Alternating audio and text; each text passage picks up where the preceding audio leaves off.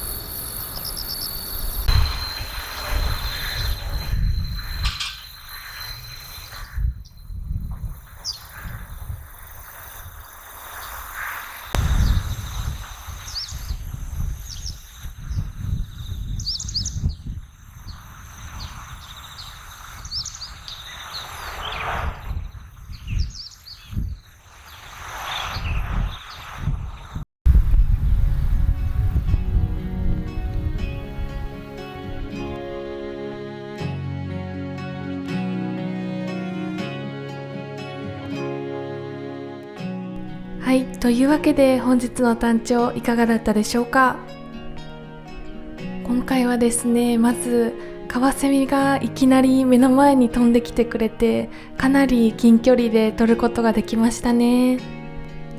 カワセミは高い声でピーピーと鳴きながら水面近くを直線的に飛んで、その後どこに止まったかっていうのを見ていたら割と見つけやすい気がしますね。あとはですね、イソヒヨドリがまさかの行動をしていましたね。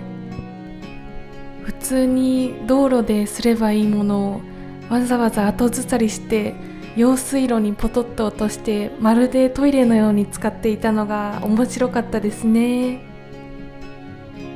今回も可愛い小鳥たちにたくさん癒されました。はい、というわけで本日もご視聴ありがとうございました。